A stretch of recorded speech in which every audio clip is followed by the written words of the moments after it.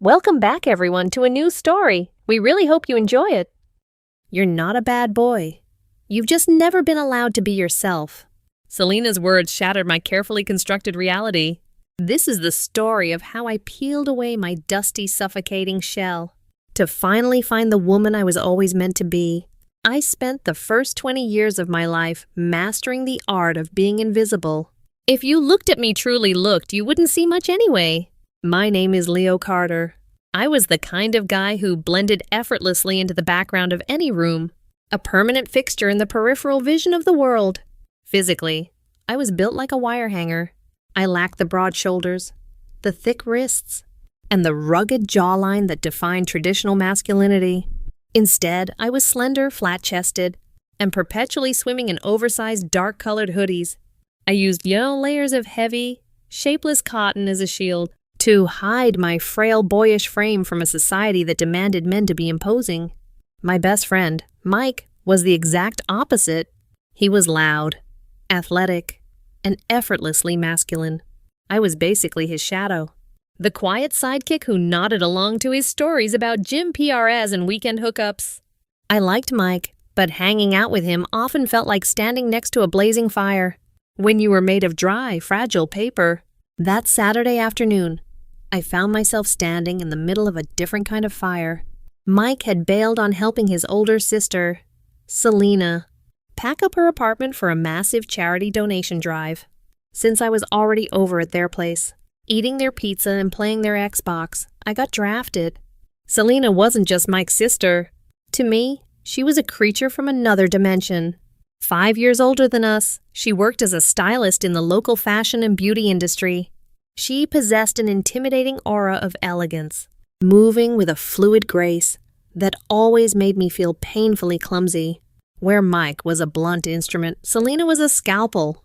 Precise, observant, and impossible to fool. "Grab those boxes in the corner, Leo," Selena directed, her voice muffled as she dug through a mountain of garments on her bed. The ones marked Spring 2021. I think I'm ready to part with them.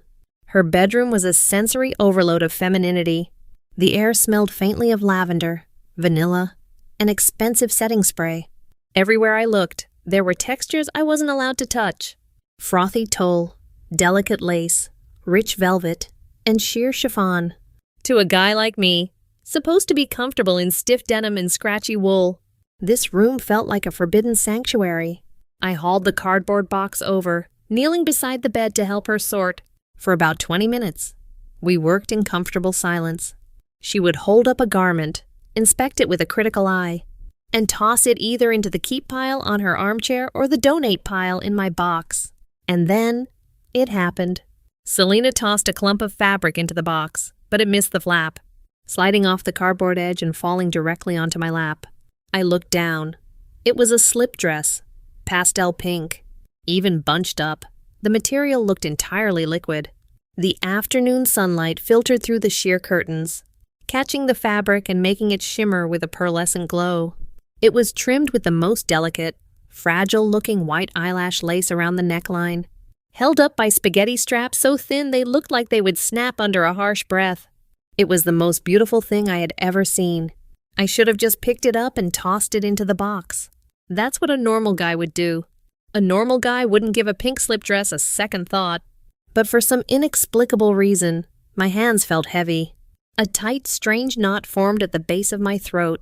My heart began to thud against my ribs, a rapid, frantic rhythm that echoed in my ears. Without thinking, my right hand moved.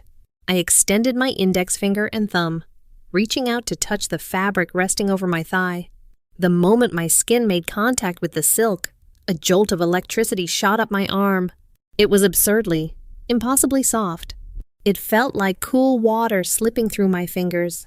I rubbed the fabric gently between my digits, mesmerized by the lack of friction, by how luxurious and forgiving it felt compared to the rough, heavy clothes I wore every single day. For a fleeting, intoxicating second, I imagined what it would feel like to have that coolness draped over my bare chest, sliding against my hips, wrapping my slender frame in something beautiful rather than something meant to hide me. Leo. I flinched so hard I nearly knocked the box over. My hand snatched back as if the silk had suddenly turned into a hot curling iron. My face flushed violently, heat crawling up my neck and flooding my cheeks. I stared wide-eyed at Selena, my breath hitching. She saw me. Panic seized my chest in a vice grip. I braced myself for the inevitable. The laughter, the disgust, the mocking question of why her brother's weird. Scrawny friend was petting her lingerie like a creep. I felt physically sick with shame. But Selena didn't laugh. She didn't look disgusted. She was sitting cross-legged on the bed, holding a folded sweater. Her dark eyes locked onto mine. The room was dead silent. She wasn't looking at me the way other people did. She was observing me, analyzing the rigid panic in my shoulders, the flush of my skin, and the way my hand was now clenched into a white-knuckled fist. Her gaze was soft, yet incredibly piercing. It felt like she was looking straight through my baggy gray hoodie, past my ribs, directly into the locked, dark room inside my soul that I had never dared to open. "Do you want to hold it?" Her voice was incredibly casual, quiet, almost accidental. She didn't ask if I wanted to wear it. She didn't accuse me of anything. Just, "Do you want to hold it?" No. No. The word erupted from my mouth before I could stop it, loud and defensive. My voice cracked, betraying my terror. I aggressively grabbed the silk dress, balling it up to ruin its beauty, and shoved it deep into the cardboard box, burying it beneath a pile of old denim and heavy knit sweaters. "I've got to go," I stammered, scrambling to my feet so fast I tripped over my own shoelaces. "I forgot, I have a study group for biology. I told Mike I'd only be here an hour." Selena didn't push. She didn't call out my obvious lie it was Saturday, and I wasn't even taking biology this semester. She just watched me with that same calm, unreadable expression. "Okay, Leo," she said softly. "Thanks for the help." I practically sprinted out of the apartment. The walk back to my dorm was a blur. The autumn air was crisp, but I was sweating under my oversized clothes. My mind was a chaotic storm of denial and residual panic. "What is wrong with you?" I mentally screamed at myself, kicking a loose pebble on the sidewalk. "You're a guy. You don't care about silk. You don't care about pink dresses." Yet no matter how hard I jammed my hands into my deep pockets, I could still feel the phantom sensation of that pastel silk sliding across my fingertips. It was a tactile memory that refused to fade, lingering like a ghost on my skin. That night, my small dark dorm room felt like a prison cell. My roommate was out for the weekend, leaving me utterly alone with my thoughts. I lay on my back, staring up at the popcorn ceiling, the heavy silence of the room pressing down on me. I kicked my thick, scratchy comforter off my legs, suddenly suffocated by the weight of my own bedding. At 2 a.m., the glow of my phone screen was the only light in the room. My thumb hovered over the digital keyboard. My heart was racing just like it had in Selena's room. With a trembling hand, I opened a private browsing tab and began to type. "Why do guys want to wear—" I stared at the blinking cursor. The suggested searches populated below. "Why do guys want to wear women's clothes? Why do guys want to be feminine?" A wave of intense, nauseating shame washed over me. I felt exposed, even though I was completely alone. I aggressively tapped the backspace key, deleting the words as if leaving them on the screen would somehow alert the universe to my sickness. I tossed the phone face down onto the mattress and rolled over, burying my face in my pillow. I squeezed my eyes shut, trying to force sleep to come, trying to force my brain to reset and return to normal. But it was useless. Behind my closed eyelids, all I could see was the way the light caught the delicate white lace. All I could feel was the desire to be swathed in something that didn't feel like armor. I lay there for hours, listening to the quiet hum of the mini fridge, tortured by a question I couldn't answer. Why the hell was a piece of pink fabric keeping me awake? And why? Beneath the terror and the shame, was there a hollow, desperate hunger in my chest that felt like it was finally waking up? 3 days, for 72 hours, I lived in a state of suspended animation. I went to my classes, ate in the dining hall, and nodded along to Mike's endless rambling about his upcoming intramural basketball tournament. But I wasn't really there.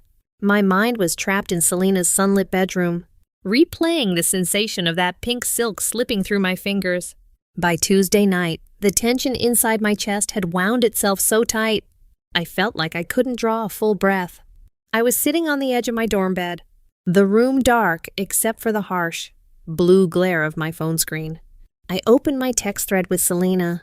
The last message was from months ago. A quick thank you for letting me crash on their couch.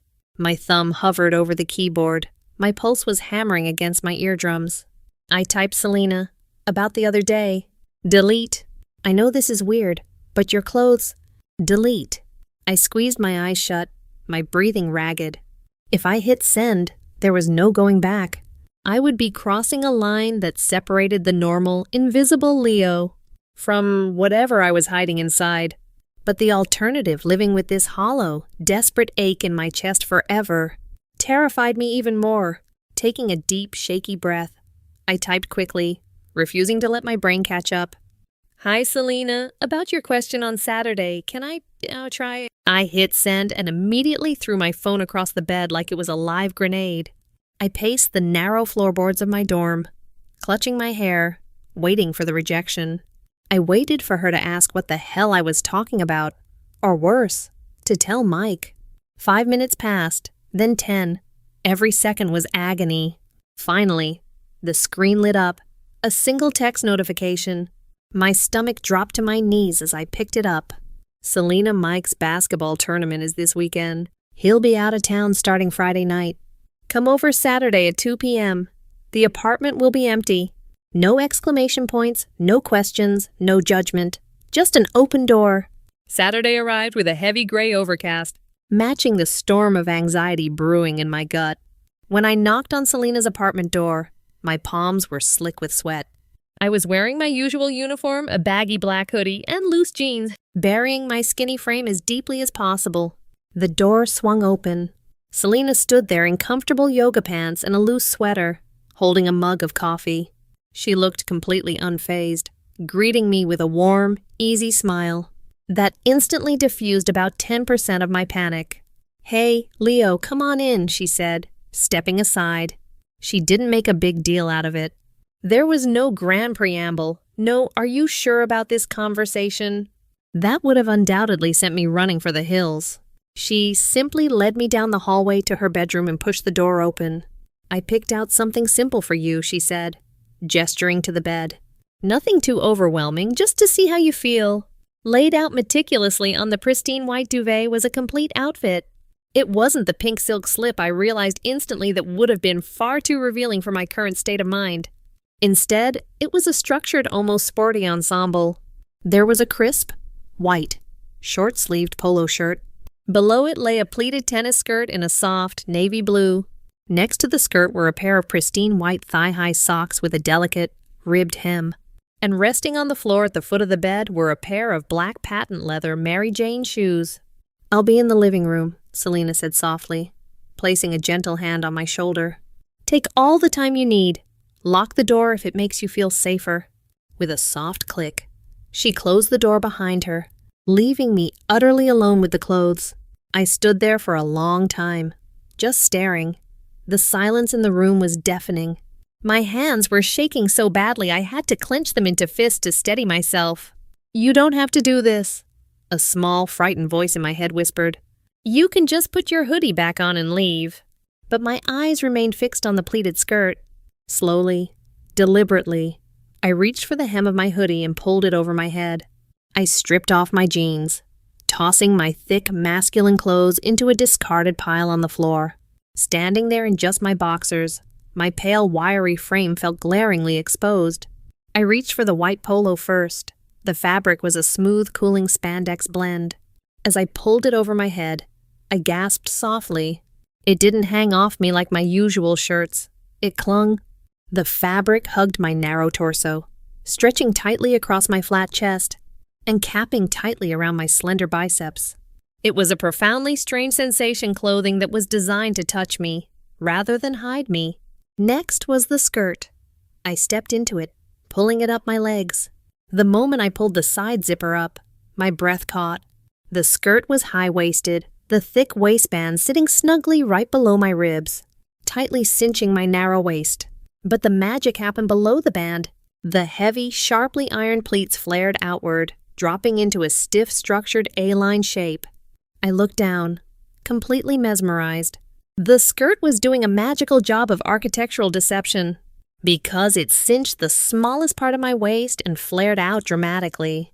It created a sudden, visual illusion of wide, feminine hips that my narrow male skeleton simply didn't possess. A sudden draft of cool air brushed against my bare thighs, causing a shiver to ripple up my spine. The space between the hem of the short skirt and my knees felt scandalous, incredibly vulnerable. I moved to the bed and picked up the white thigh-high socks.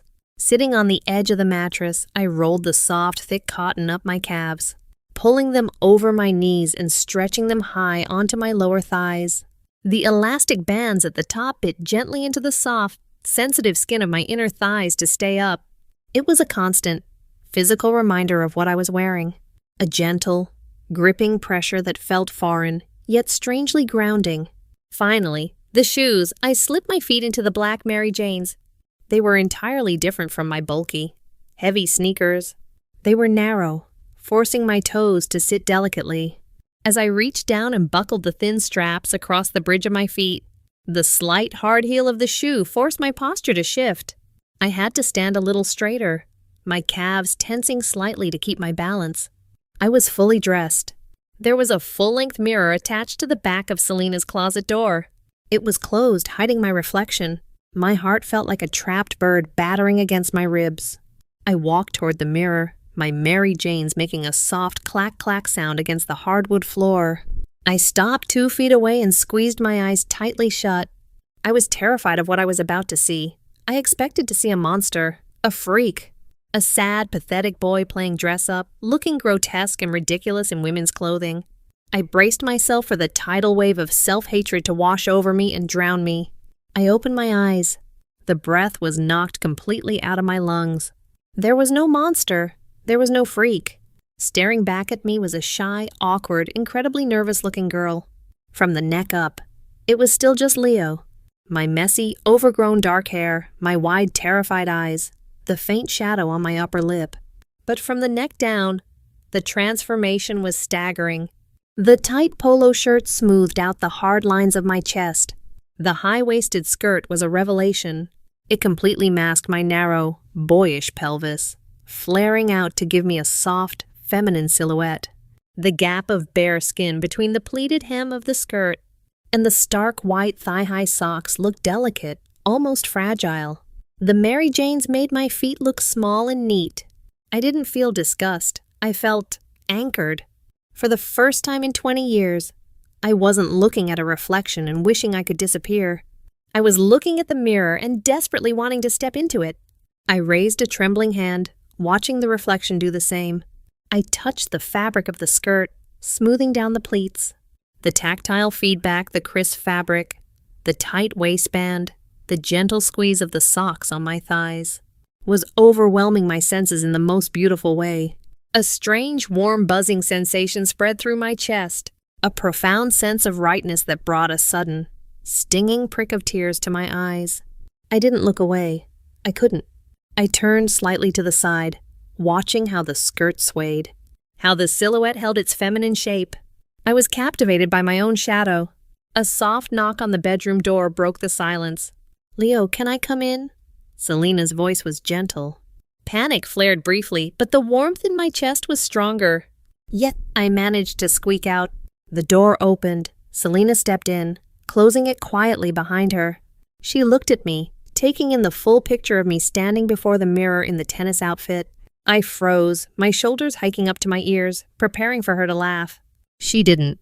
Her expression softened into something that looked incredibly close to pride. She walked over to me, stepping into my personal space. She didn't say a word about how I looked. She didn't offer empty platitudes.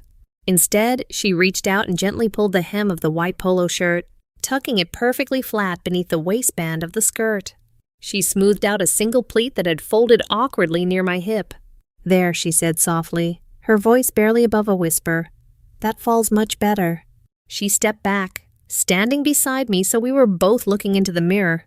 I looked at her reflection, and then back at mine. The fear was entirely gone. evaporated into the cool, lavender-scented air of her bedroom. In its place was a quiet, blooming curiosity, a hunger that had finally been fed its first real meal. I didn't want to take the clothes off. I wanted to live in them. I wanted to see how far this could go. "Selena," I whispered, my voice trembling, my eyes still locked on the shy, pleated-skirted girl in the glass. What else can we do? What else can we do?" The question hung in the air, fragile and terrifying.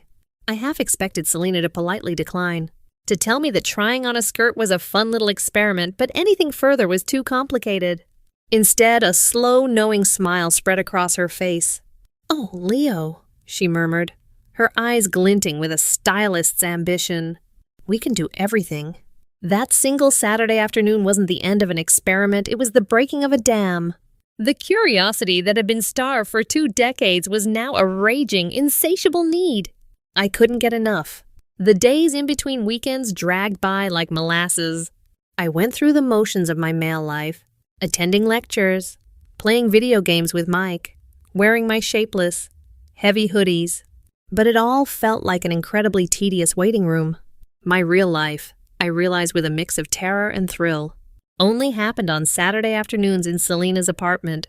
I became a willing, eager student, and Selena became a masterful, patient architect. I didn't just want to wear the clothes anymore. I wanted to be the girl in the mirror. I wanted to know the science of it, the mechanics of transformation. I wanted to erase Leo completely. "The clothes are just the top layer," Selena explained during our next session. We were sitting on her living room floor, surrounded by fashion magazines and makeup palettes. To truly build a feminine presentation, we have to start with the foundation. We have to trick the eye. We're going to hack your anatomy. She wasn't kidding. Our first major hurdle was my frame. While I was skinny, I still possessed a male skeleton. Straight up and down, with zero curve to my hips and a completely flat chest. Selena introduced me to what she called the secret weapons.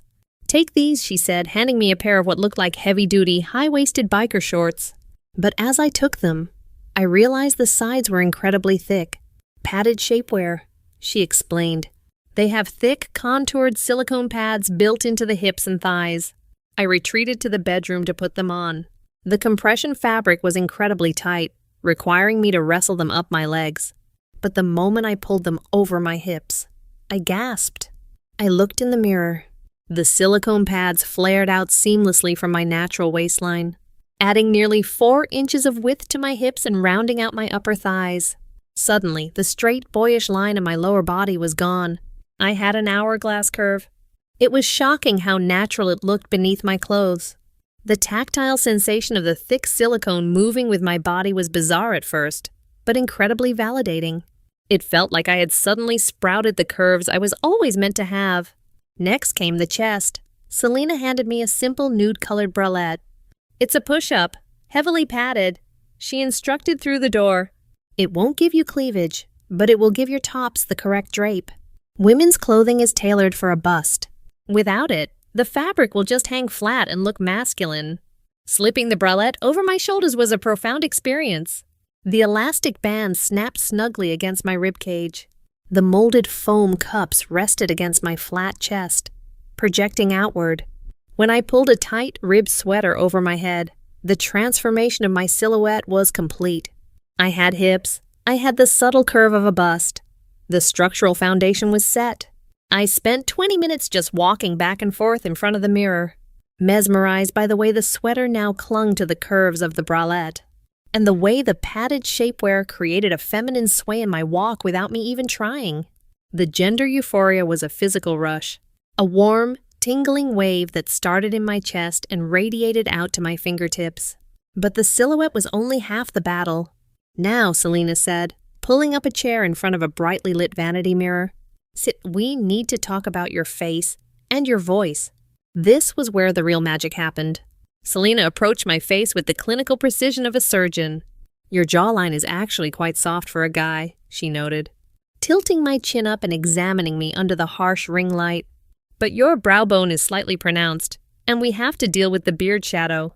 Even freshly shaven, a faint bluish hue remained on my upper lip and chin, a dead giveaway of testosterone. Selena pulled out a small pot of what looked like bright orange paint. "Color correcting," she explained, dabbing the orange cream directly over my beard shadow. "Orange cancels out blue undertones. If we just put foundation over it, the shadow will show through and look gray. This neutralizes it." She blended the orange out, then applied a layer of full coverage foundation. I watched in awe as the masculine shadow completely vanished, leaving behind a smooth, flawless canvas. Then came the contouring. Selena used a dark powder to shade the outer edges of my jawline, creating an optical illusion that made my jaw look narrower and less angular. She applied a peachy blush high on the apples of my cheeks, softening my face and drawing the eye upward. A swipe of mascara opened my eyes, making them look larger and more dough-like. Finally, a slick of rosy lip gloss. When she stepped back, I couldn't breathe. Leo was gone.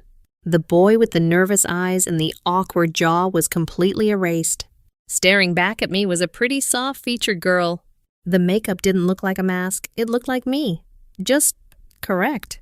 "Okay," Selena said, her voice dropping to a serious register. "Now, the hardest part, speak." "What do you mean?" I asked, my voice rumbling from my chest in its usual, deep baritone. Hearing that voice come out of the feminine face in the mirror caused a severe, nauseating clash in my brain. It was wrong. It ruined the illusion instantly. "Exactly that," Selena said, tapping my chest. "You're speaking from your chest resonance. That's where male voices sit. We need to move your voice up into your head and nasal cavity." For the next hour, we didn't touch clothes or makeup. We practiced voice training. Selena taught me how to lift my larynx, the physical structure in my throat that housed my vocal cords. She had me place my fingers on my throat and swallow, feeling the Adam's apple rise, and told me to try and hold it there while I spoke. It was incredibly difficult and physically tiring. My voice kept cracking, slipping back down into a chesty rumble. "Don't try to go too high," she advised, placing a hand on my back as I coughed. "A fake, squeaky high pitch sounds cartoonish. Aim for an androgynous pitch, but add breathiness. Whisper talk, soften the consonants, let the air flow over the words." I took a sip of water, closed my eyes, and focused entirely on the muscles in my throat. I lifted the larynx, restricted the airflow, and spoke. Like this? The sound that came out was entirely new. It wasn't high-pitched, but it was light. It was airy, soft, and distinctly feminine. It sounded like a girl who was naturally quiet, maybe a little shy. Selena beamed. "Perfect. Keep it exactly there." I opened my eyes and looked at the girl in the mirror. I took a deep breath, maintaining the tight control in my throat. "My name," I breathed softly. The airy, feminine voice sending a thrill straight to my core. "Is Layla?" The name had come to me in the middle of the night. I had written it on a piece of notebook paper 50 times, loving the soft loops of the L's and the feminine ending. Selena didn't bat an eye. "It's lovely to finally meet you, Layla." The transition from Leo's invisible existence to Layla's carefully constructed beauty was intoxicating, but it was entirely confined to the four walls of Selena's apartment. I was a beautiful secret, but secrets eventually demand to be seen. "You're ready," Selena announced one crisp November afternoon. "We're going out." My heart plummeted. Out where? Like outside. The panic was immediate, a cold sweat breaking out on my palms. "Selena, no. What if someone sees me? What if I get clocked?" Clocked was the terrifying term I had learned online. The moment someone realized you weren't biologically female. "You won't," she said firmly. "Look at yourself, Layla. You are flawless. And we're not going to a club. We're going to a quiet cafe on the other side of town. Just for an hour. You need to know that the world isn't going to end." I was terrified, but the desire to exist as Layla in the real world was a gravitational pull I couldn't resist. For my debut, Selena orchestrated an outfit that was a masterclass in strategic camouflage and elegant femininity. First came the foundation, the padded hip wear, and the padded bralette. Over that, she handed me a corset-style waist cincher. It hooked up the front, aggressively compressing my stomach and lower ribs, forcing my posture to remain rigidly upright and exaggerating the curve of the hip pads. The clothing itself was breathtakingly sophisticated. She gave me a pristine white silk blouse. The fabric was incredibly fluid, draping softly over the curves of the bralette. Crucially, it featured an oversized, dramatic pussy bow tie at the neck. I tied the thick silk ribbon into a large, floppy bow directly over my throat. A brilliant, stylish trick that completely concealed any trace of my Adam's apple. For the bottom, Selena chose a dusty rose midi skirt. It was heavily pleated chiffon, flowing gracefully down past my knees, effectively hiding the sharp, masculine articulation of my knee joints, while moving with a mesmerizing, liquid sway when I walked. And finally, she said, holding up a pair of nude, patent leather pumps. They had a sharp pointed toe and a sleek 3-inch stiletto heel. I swallowed hard. I've never walked in heels. You'll learn today, she said, helping me slip my feet into them. Standing up in the heels was a shock to my system. The 3-inch lift forced my center of gravity forward. To avoid falling, I instinctively arched my lower back, pushing my padded hips out. My calves tightened immediately. Taking a step required a completely different mechanic. I couldn't just lumber forward like Leo. I had to place one foot directly in front of the other, walking on an invisible tightrope, which naturally caused my hips to sway with every step. I looked in the mirror. The outfit was immaculate. The bow hid my throat. The skirt hid my knees. The heels fixed my posture. With the flawless makeup and a sleek dark brown wig Selena had styled into soft waves, the illusion was impenetrable. I wasn't a boy in a dress. I was a sophisticated, elegant woman.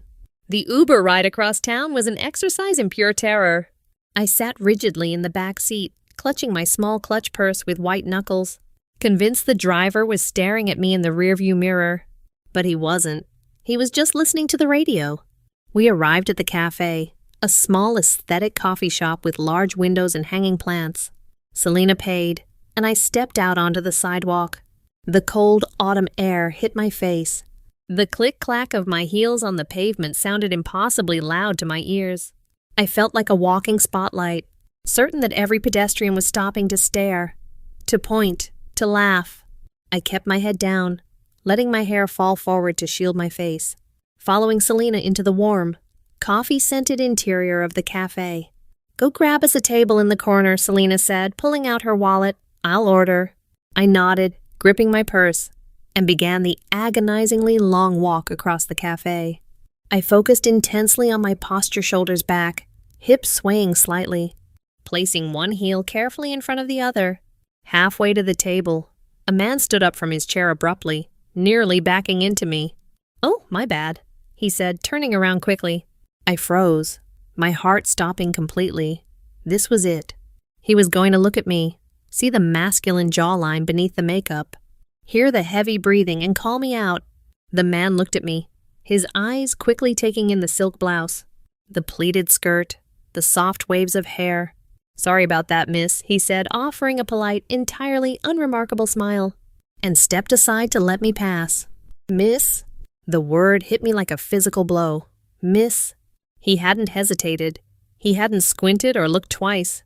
His brain had processed the visual information, the clothes, the silhouette, the makeup, and instantly, effortlessly categorized me as a woman. It's okay," I breathed, engaging my lifted larynx, letting the soft, airy, feminine voice slip out naturally. He nodded and walked away. I made it to the corner table and sat down, my hands trembling so violently I had to hide them under the table. But this time, it wasn't terror shaking my bones. It was pure, unadulterated euphoria. The world hadn't ended. The world hadn't even blinked. I had walked through a public space, interacted with a stranger, and I had been seen truly, completely seen as Layla. Selena arrived a moment later, setting down 2 lattes. She took one look at my flushed face, the wide, tear-filled eyes, and the massive, uncontrollable smile breaking across my lips. "Told you," she said softly, taking a sip of her coffee. I looked down at my manicured hands resting on my pleated skirt, feeling the compression of the corset and the ache in my calves from the heels. I took a deep, shaky breath, savoring the scent of espresso and the sweet taste of absolute freedom. Leo was a ghost. Layla was real. And for the first time in my life, I couldn't wait to see what happened next. The high of that cafe visit carried me through the rest of the week on a cloud of adrenaline. I had survived the outside world. More than that, I had conquered it. But Selena, ever the visionary, knew that passing a brief glance from a stranger in a coffee shop was only the shallow end of the pool. "I want to introduce you to someone," she said casually over the phone the following Tuesday. "His name is Jason. He's an old friend from my design classes. Straight, incredibly gallant, and he doesn't know a thing about Leo." My stomach did a violent flip. Selena? No. A guy? Sitting across from a guy for an entire evening, that's too much. He'll notice. He'll look too closely. "Layla, listen to me." Selena's voice was firm but gentle. "You spent 20 years hiding from the world. Now that you've stepped into the light, you need to feel what it's like to be truly appreciated. Not just ignored by strangers, but seen by a man. You hold the pen now. You write the rules. Think about it." I agonized over the proposition for 6 agonizing days. The logical, terrified remnants of Leo screamed that this was a suicide mission. But Layla, the girl who had tasted the sweet, intoxicating nectar of being called Miss, craved it. She wanted to know if the illusion could hold up under the focused, appreciative weight of the male gaze. On Sunday morning, I texted Selena to tell Jason I'd love to meet him. If the cafe outfit was a defensive shield designed to help me blend in, the outfit Selena prepared for my dinner with Jason was a weapon. This was no longer about camouflage. This was about allure. "Tonight, we aren't just making you passable," Selena purred as she laid the garments out on her bed. "We are making you irresistible." The foundation was more intense this time. Alongside the padded hipwear, Selena introduced me to a new level of chest architecture. Instead of a simple padded bralette, she handed me a heavy, underwired push-up bra and 2 teardrop-shaped silicone cutlets. "Stick the silicone directly to your skin, right at the outer edges of your chest, and pull inward," she instructed. I stood before the mirror, manipulating the sticky silicone. By pulling the minimal tissue I had toward the center and snapping the tight, structured bra over it, a miracle occurred. A shallow, delicate shadow of cleavage appeared at the center of my chest. It wasn't massive, but it was undeniably real flesh, pressed together to form a soft, feminine valley. Next came the legs. Selena handed me a pair of ultra-sheer jet black pantyhose. Rolling the delicate nylon up my freshly shaved legs was a sensory revelation. The tight, elastic weave compressed my calves and thighs, acting like an airbrush tool for real life. It smoothed out the texture of my skin, hiding any microscopic traces of masculine pores or hair follicles, leaving my legs looking impossibly sleek and flawlessly feminine. The sensation of my nylon-clad thighs brushing together when I walked was electrifying, a constant, slippery friction that reminded me of my new gender. Then, the dress. It was a deep, rich burgundy velvet. It featured a sweetheart neckline that dipped just low enough to tease the newly created shadow of my cleavage, and dropped off the shoulders, exposing my bare collarbones. "Velvet is magic," Selena explained as she zipped me into the tight garment. "It absorbs light, it blurs harsh lines and softens any remaining masculine angles on your body. It makes you look soft." Mon Dieu sang. She was right. The dress clung to the silicone curve of my hips and tapered tightly down to my knees. Staring in the mirror, the sheer glamour of it took my breath away. "Shoes," she commanded. I slipped my nylon sheath feet into a pair of black, patent leather stilettos. The heel was nearly 3 inches 7 centimeters of sharp, intimidating elevation. Instantly, my calves flexed into hard, sculpted lines beneath the pantyhose. My posture snapped backward, thrusting my chest out and my hips back. Finally, the makeup. Selena went for evening glam. She deepened the contour on my jaw, smoked out my eyes with charcoal and warm brown shadows to add a sultry, feline mystery, and painted my lips in a rich, matte terracotta red. When the styling was complete, I didn't recognize myself. I was breathtaking. I looked mature, elegant, and dangerously feminine. We took a cab to an upscale, dimly lit Italian restaurant downtown. The warm, amber glow of the chandeliers caught the crushed velvet of my dress as I walked in, my heels clicking a sharp, authoritative rhythm on the marble floor. Jason was already at the table. When he saw Selena approaching, he smiled. When his eyes shifted to me, his breath visibly caught. He stood up immediately, smoothing the front of his tailored blazer.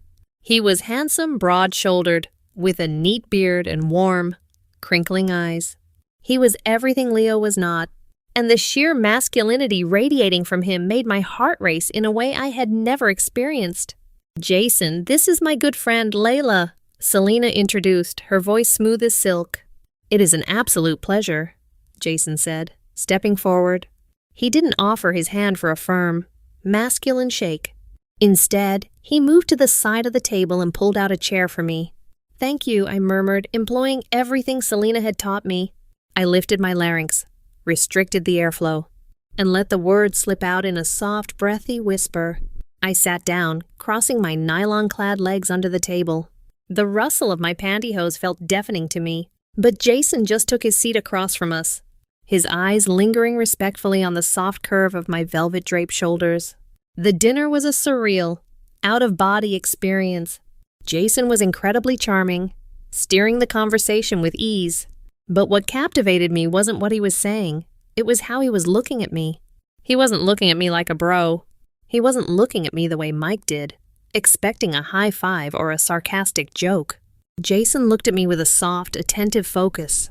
When I spoke, he leaned in slightly, captivated by my hushed, feminine voice. "I have to say, Layla," Jason said over our second glass of wine, his eyes catching the dim candlelight, "you have an incredibly soothing voice. And that dress, the color is absolutely stunning on you." A violent blush exploded across my cheeks, completely unscripted. "You're very sweet, Jason," I whispered, dropping my gaze to the table, batting my mascara-heavy eyelashes. It wasn't an act. The shyness was genuine. The flattery was dismantling my defenses brick by brick. He laughed, a rich, warm sound. "Just honest, Selena told me you were lovely, but she understated it." Under the table, I pressed my knees together. My mind was spinning. "He doesn't know." The thought echoed in my brain like a triumphant bell. He is sitting 2 feet away from me, looking right into my eyes, and he sees a beautiful woman. I felt a sudden, profound shift in my psychology. The terror of being clocked vanished, replaced entirely by a desperate, burning desire to prolong this feeling. I liked the way Jason poured my water. I liked the way he waited for me to order first. I liked the gentle, protective way he guided me by the small of my back. When we eventually walked out of the restaurant and into the cool night air, being treated like a delicate, desirable woman was the most powerful drug I had ever consumed. When I finally got back to my dorm room later that night, having smuggled my clothes in a duffel bag and changed back into my baggy hoodie in a gas station bathroom, I felt entirely hollow. I stood in front of the cheap fluorescent-lit bathroom mirror in my dorm. My makeup was scrubbed off, my hair was messy, I was back in the oversized gray cotton. Leo was back, but as I stared at my pale, masculine reflection, I felt a deep, twisting knot of grief. I remembered the weight of the velvet. I remembered the slick friction of the pantyhose. I remembered the warmth in Jason's eyes when he looked at my red lips. I sank down onto the edge of my narrow, uncomfortable bed and buried my face in my hands. The boundaries of my gender had completely collapsed. This wasn't just a fetish. It wasn't just a game of dress-up to pass the time. I asked myself a question in the dark, silent room. Do you like being Layla more than you like being Leo? The answer didn't even hesitate. It didn't stutter. Yes, I preferred the beautiful, confident girl in the velvet dress over the invisible, shrinking boy in the hoodie. I wanted to be desired. I wanted to be soft. I didn't just want to dress as Layla anymore. I wanted to be her. The realization didn't come with fireworks or a sudden burst of clarity. It arrived like a creeping frost, chilling me to the bone while simultaneously setting my nerve endings on fire. I wanted to be Layla, but saying it in the dark of my dorm room and living it in the harsh light of day were two vastly different things. The next few days were a psychological war zone. Monday morning, I sat in a massive lecture hall surrounded by hundreds of students. I was wearing my armor, a heavy black Carhartt jacket, and dark jeans. The professor was droning on about macroeconomics, but I couldn't focus on supply and demand. My mind was hyper-fixated on my own body. I looked down at my hands holding the pen. They looked too large, too veiny. I shifted in my hard plastic chair, acutely aware of the lack of padding on my hips. missing the comforting heavy squeeze of the silicone shapewear. I missed the restrictive hug of the corset that forced me to sit with perfect posture. Every movement I made as Leo felt clumsy, uncoordinated, and fundamentally wrong. When Mike slapped me on the back later that afternoon in the dining hall, greeting me with a loud, "What's up, bro?" I physically flinched. The word bro felt like a slur. It scraped against the delicate, velvet-draped image of myself I had carefully constructed over the weekend. I was unraveling. The more I experienced the euphoria of being Layla, the more the reality of being Leo felt like wearing a damp, itchy wool sweater that I couldn't take off. By Wednesday night, the dissonance became unbearable. I locked the door to my dorm room, pulled the blinds tight, and dragged my duffel bag out from under the bed. My roommate was at the library. I had 2 hours. I didn't reach for the velvet dress or the heels. Those were for the outside world, for the performance. I needed something visceral, something to ground me. I pulled out a simple, tight-fitting black bodysuit with a scoop neck and the padded bralette. I stripped off my male clothes and wrestled myself into the garments. I didn't bother with makeup or the wig. I just needed the structural pressure. I needed the silhouette. I stood in front of the small mirror bolted to the back of the door. The image was a jarring collision of 2 worlds. From the neck up, I was a disheveled college boy. From the neck down, the padded bra and the tight spandex bodysuit gave me the unmistakable curves of a woman. I stared at the chimera in the mirror. My breathing shallow, panic began to claw at my throat. "Who the hell are you?" The voice in my head demanded.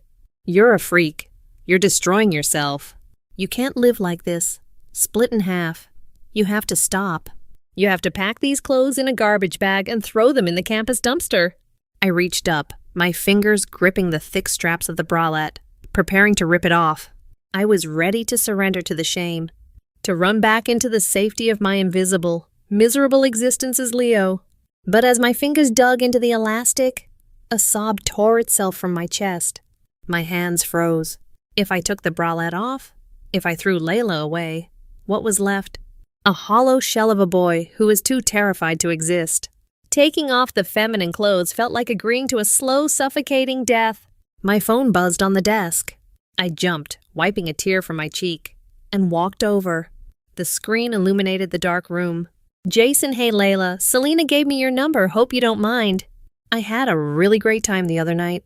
Would you want to grab coffee sometime this week? Just the 2 of us." I stared at the glowing text message, my heart hammering a frantic, terrifying rhythm against my ribs.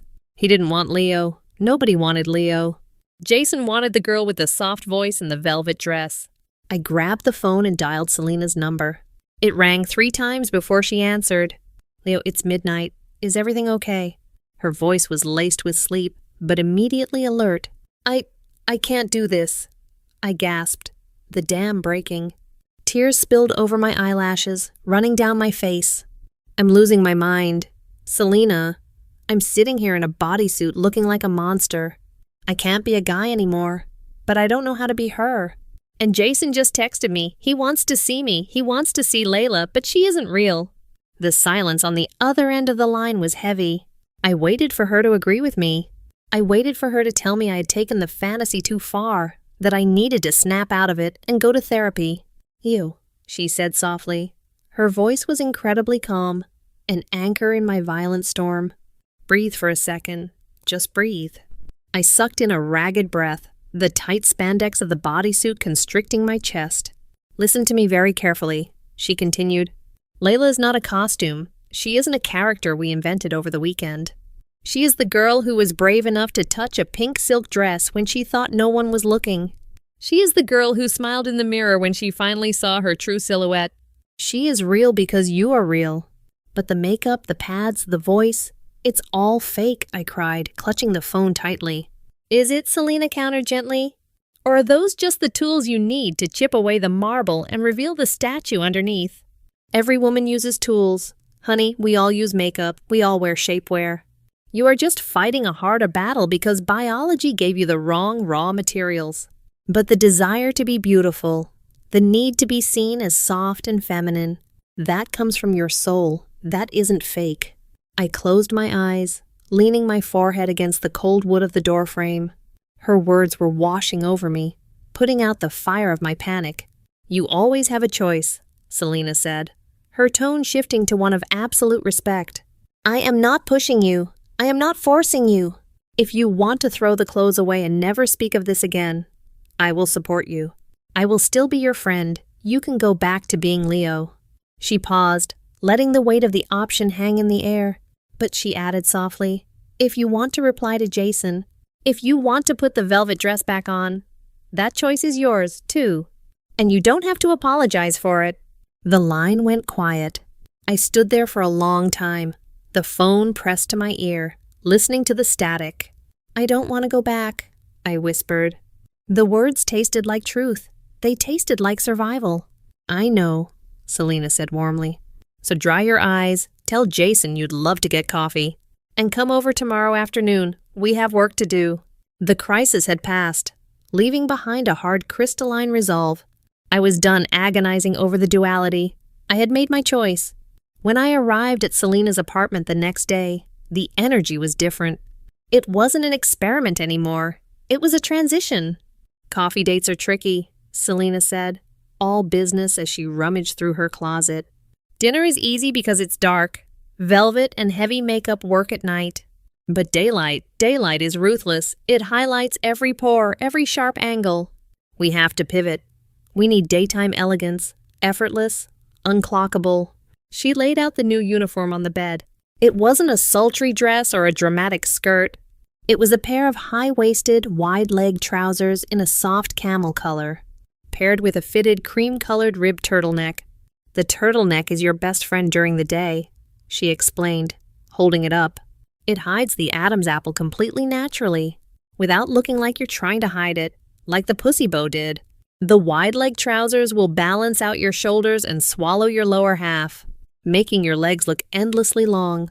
We're still using the hip pads, but the trousers will make the curve look subtle, like you just naturally have a great figure." I changed in the bedroom. The ribbed turtleneck clung tightly to the padded bralette, emphasizing the modest bust, while the high collar hugged my neck snugly. The trousers draped beautifully from my padded hips, swishing around my ankles. "For shoes," Selina called out, tossing a box onto the bed. "No stilettos, too aggressive for a coffee date. Ankle boots." I pulled on a pair of sleek, pointed-toe leather booties with a chunky, 2-inch block heel. They were vastly easier to walk in than the stilettos, giving me a confident, grounded stride while still forcing the feminine arch in my back. Then came the makeup. Selina completely changed her strategy. "No heavy contouring," she said, blending a lightweight, dewy foundation over the orange color corrector on my chin. "Daylight exposes heavy contour. We're going for the no makeup look. Fresh, glowing, and soft." She used a cream blush, tapping it onto the apples of my cheeks to give me a natural youthful flush. She skipped the heavy eyeliner, opting instead for a soft brown mascara and a sheer tinted lip balm in a rosy pink. For the hair, she ditched the sleek, dark wig. Instead, she handed me a high-quality lace front wig in a soft, honey blonde tone, styled in loose, beachy waves that fell just past my collarbones. "Lighter hair softens sharp features," she explained, carefully gluing the lace front to my hairline so it looked like it was growing directly from my scalp. "It draws the eye to the hair, rather than the jawline." I opened my eyes and looked in the mirror. I gasped. I didn't look like a glamorous vamp anymore. I looked like a gorgeous, wealthy college girl. I looked like the kind of girl who drank matcha lattes and spent her weekends at farmers markets. The blonde hair warmed up my pale skin, and the subtle makeup made my features look naturally delicate. The outfit was effortlessly chic. "Now," Selina said, handing me a small leather crossbody bag, "you look perfect." But the real test is the interaction. Jason will be looking at you in broad daylight. You cannot break character. The voice, the posture, the mannerisms. They have to be second nature. I took a deep breath, engaging my larynx, finding the airy, soft register. "I'm ready," I whispered. "Good," she smiled, handing me my phone. "Because he's waiting for you at the cafe down the street." My heart did a familiar, terrified flutter, but I didn't freeze. I adjusted the strap of my crossbody bag, smoothed the fabric of my wide-leg trousers, and walked to the front door. I opened the door and stepped out into the bright, unforgiving afternoon sun. I wasn't Leo hiding in the shadows anymore. I was Layla, and I was walking into the light. The walk to the cafe was a completely different experience than my first outing. I wasn't hunched over, terrified of the world. The chunky block heels of my ankle boots struck the pavement with a rhythmic, confident thwack. The wide legs of my camel trousers swished fluidly around my ankles, and the crisp autumn breeze played with the honey blonde waves of my wig. I felt beautiful. I felt powerful. But beneath the euphoria, a razor-thin wire of anxiety remained taut. Daylight was the ultimate lie detector, and Jason was a man who already knew I was attractive. He would be looking closely. The cafe was a sprawling industrial chic space, with massive floor-to-ceiling windows that flooded the interior with harsh, natural light. As I pushed open the heavy glass door, the bell chimed brightly. I scanned the room. Jason was sitting at a small table near the window, a laptop open in front of him. He was wearing a casual gray sweater, looking effortlessly handsome. My pulse spiked. I took a deep, steadying breath, lifted my larynx to lock in my feminine voice, and focused on my posture. Shoulders back, hips loose. You are Layla. I walked toward him. The closer I got, the more the natural light washed over my face, illuminating every pore, every curve of my cheek. I braced myself for the moment his eyes would narrow, for the confusion to set in, for the terrible realization to dawn on his face. Jason looked up from his screen. His eyes widened slightly, a genuine, unguarded reaction. A slow, warm smile spread across his face as he hastily closed his laptop and stood up. Layla, he said, his voice a low, appreciative rumble. You look amazing. The breath I had been holding rushed out of my lungs in a silent sigh of relief. He didn't see the heavy color corrector hiding my beard shadow. He didn't see the silicone cutlets creating the gentle curve beneath my ribbed turtleneck. He saw exactly what I wanted him to see. Thank you, Jason, I murmured softly, letting my gaze drop shyly to the table for a fraction of a second before meeting his eyes again. The airy, feminine pitch of my voice felt more natural today, less strained. I hope I didn't keep you waiting long. Not at all. I just got here, he said, pulling out my chair. The gallantry wasn't an act. It was just who he was. I sat down, carefully crossing my legs. The fabric of the trousers draped elegantly, hiding the bulk of the padded shapewear. Jason took his seat opposite me, the natural light from the window catching the warm, crinkling corners of his eyes. I was actually a little nervous, he admitted, leaning forward slightly, resting his forearms on the table. You looked so glamorous the other night. I was worried a casual coffee date might be a little boring for you. I like boring, I replied softly, offering a genuine small smile. Glamorous is fun, but this is nice, relaxed. Well, you definitely pull off relaxed beautifully, he said, his eyes tracing the line of my jaw, lingering on the soft pink of my lips before meeting my gaze again. The coffee date flowed with an ease that shocked me. We talked about his work as a graphic designer, his ridiculous rescue dog, and my Layla's vague, fabricated interest in art history. I found myself leaning into the conversation, genuinely enjoying his company. But the true magic was in the minutiae. It was the way he subtly adjusted his posture to lean closer when I spoke, drawn in by the quiet, breathy quality of my voice. It was the way his eyes tracked the movement of my manicured hands when I picked up my coffee cup.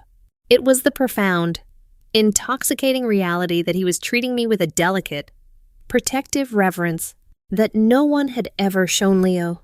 You have this incredibly calm energy, Jason noted, stirring his coffee slowly.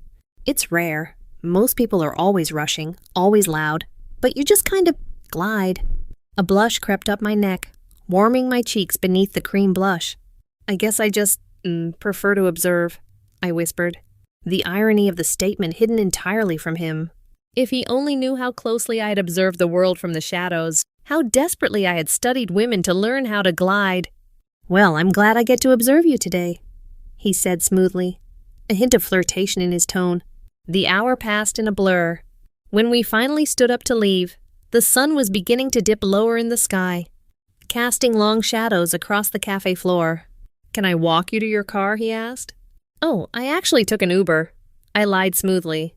I couldn't risk him walking me to my beat-up sedan parked blocks away.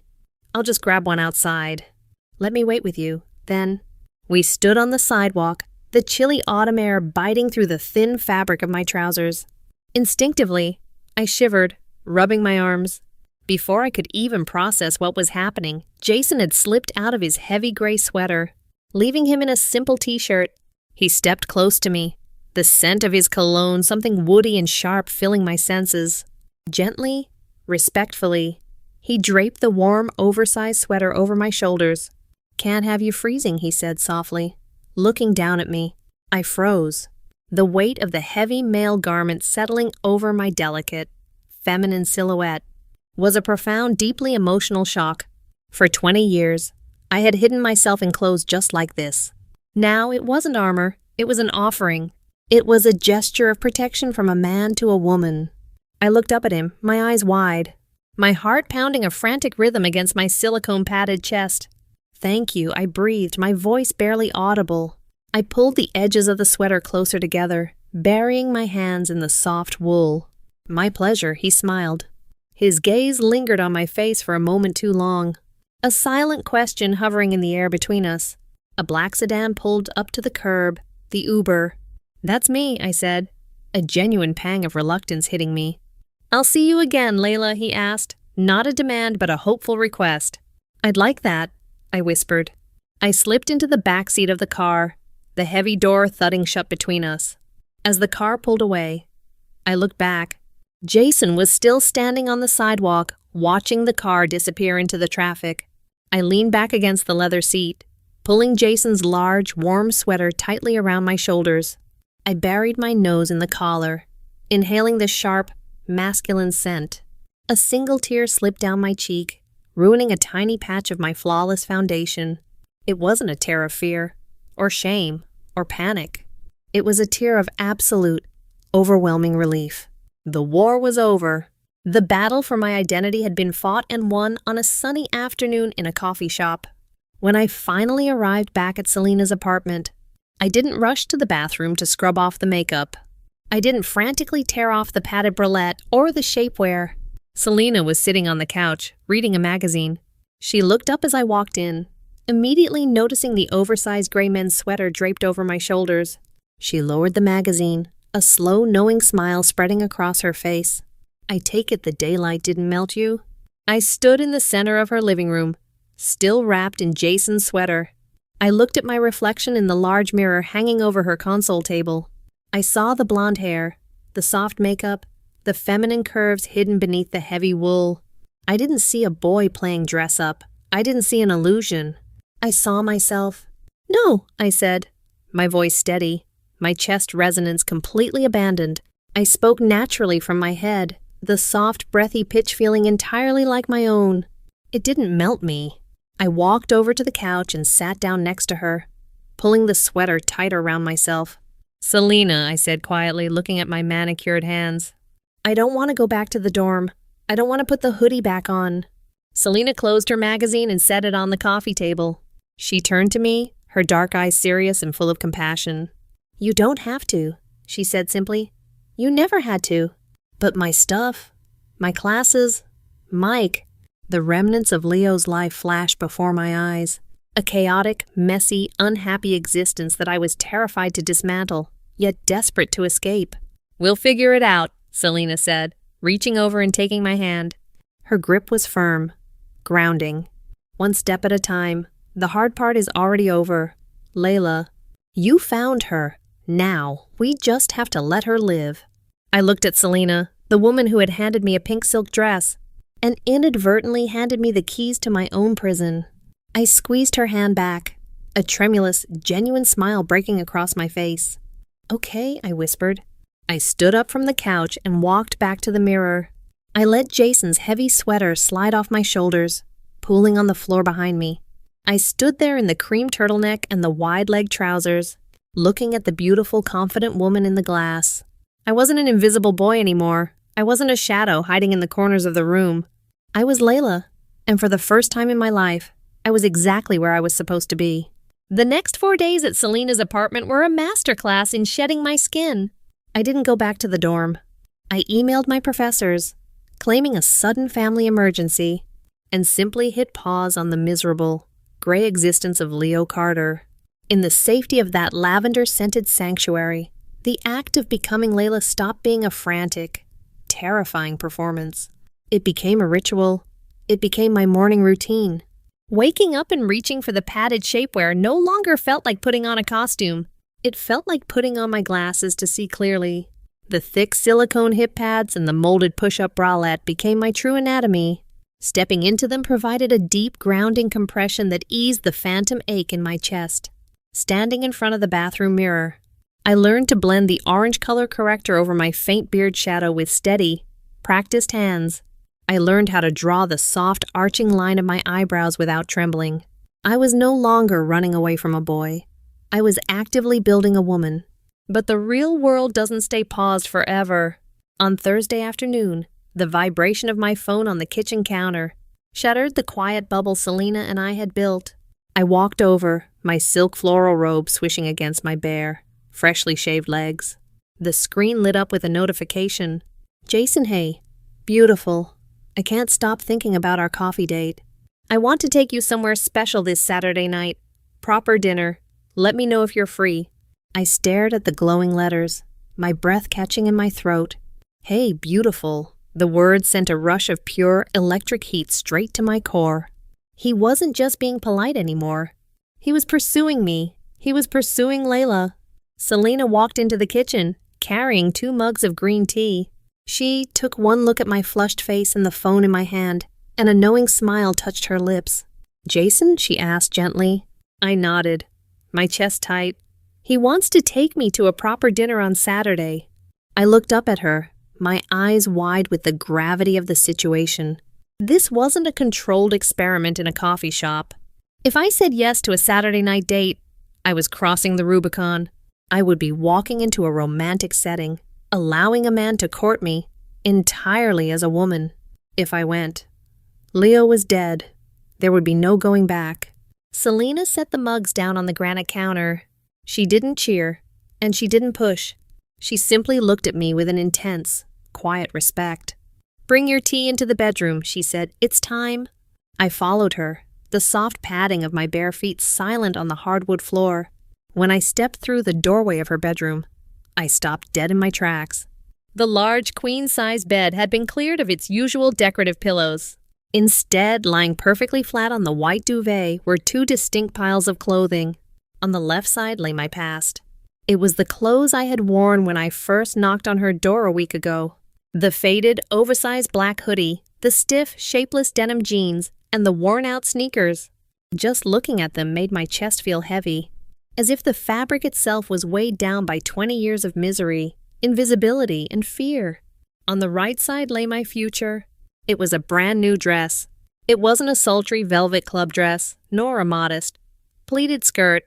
It was a masterpiece of classic, mature femininity. It was a navy blue A-line midi dress, crafted from a heavy, luxurious crepe fabric.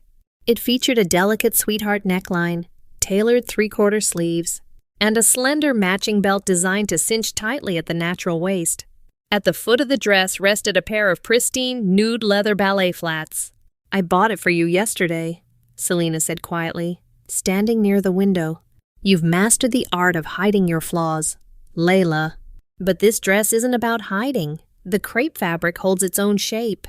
It commands the room. It's elegant, it's permanent, and it's undeniably female. I stared at the bed, paralyzed by the stark contrast between the 2 lives laid out before me. This is it, Selena continued, her voice soft but absolute. I can teach you how to walk, how to talk, and how to paint your face. But I cannot make this choice for you. You have to decide who is going to walk out of that front door on Saturday night. She gestured to the bed. You choose. Both are you, but you can only wear one. The silence in the room was profound. I could hear the faint hum of the city traffic outside the window, the soft thud of my own heartbeat. I slowly walked toward the bed. I reached out with a trembling hand and let my fingertips brush against the rough, cold denim of my old jeans. A sudden wave of nostalgia washed over me. Not a happy nostalgia, but the kind of pity you feel for a wounded animal. That boy had tried so hard to survive. He had hidden in the dark, suffocating under heavy cotton, just trying not to be seen. "I'm sorry," I thought to him, "but you were drowning, and I want to breathe." My hand moved away from the denim. Without a single ounce of hesitation, I reached across the bed and picked up the navy blue dress. The heavy crepe fabric felt cool and substantial against my skin. It felt like an anchor. I turned my back to the discarded boys' clothes. I dropped my silk robe, standing in just my padded shapewear and the molded bralette. I didn't rush. There was no frantic, desperate energy. There was only a profound, overwhelming sense of peace. I stepped into the dress, pulling it up over my silicone-enhanced hips. The heavy fabric glided effortlessly over the shapewear, masking the artificial seams entirely. I slipped my arms into the tailored sleeves and reached around to pull the hidden zipper up my spine. As the zipper closed, the dress locked into place. The bodice hugged the curves of my padded chest perfectly, the sweetheart neckline framing my collarbones. I reached for the matching navy belt, threading it through the loops and pulling it tight around my waist. The compression was instant and deeply satisfying. By cinching the waist so tightly, the heavy A-line skirt flared outward, creating a flawless, dramatic hourglass silhouette that my male skeleton could never achieve on its own. I didn't need towering stilettos to force my posture anymore. I slipped my feet into the nude ballet flats. They were delicate, exposing the soft curve of my instep, grounding me in a quiet, effortless femininity. I walked over to the full-length mirror. I didn't gasp this time. I didn't cry. I just smiled. Standing in the glass wasn't a boy in a costume. It wasn't a frightened creature seeking shelter. It was a woman in total command of her own existence. The dark blue fabric contrasted beautifully with the honey blonde waves of my wig. My waist looked impossibly tiny. My hips looked lush and inviting. And my face, softened by makeup and framed by light hair, was radiant. I looked down at my hands. The veins didn't bother me anymore. They were just hands. A woman's hands. Selena stepped up behind me, looking at our shared reflection. She didn't adjust a single pleat. She didn't fix a single hair. "Well," she whispered. I turned away from the mirror. I walked over to the nightstand and picked up my phone. I opened the text thread with Jason. My thumbs moved rapidly over the glass screen, but there was no panic. The airy feminine voice in my head guided every word. "I would love to. I'm free this Saturday. I can't wait to see you." I hit send. Then, carefully, deliberately, I typed one final word to sign off the message. "Layla." I locked the screen and tossed the phone onto the bed, right on top of the old, faded black hoodie. "I'm going to need you to throw those away for me," I said to Selena, my voice naturally resting in that soft, breathy, feminine register. I didn't even have to think about lifting my larynx anymore. The muscles simply knew where they belonged. Selena looked at the pile of boys' clothes, then back at me. Her dark eyes shone with a fierce, quiet pride. "Consider it done." I walked back to the mirror, smoothing my hands over the heavy crepe fabric of my skirt. The friction, the shape, the undeniable reality of my own body, it was all mine. I had spent 20 years believing I was a ghost, but as I looked at the beautiful, elegant woman smiling back at me, I knew the truth. Leo Carter was the ghost. He had just been haunting the body that was always, inevitably, meant for me. I took a deep, full breath, the tight bodice of the dress pressing comfortably against my ribs. I was ready for Saturday. I was ready for Jason. But most importantly, for the rest of my life, I was finally ready for myself.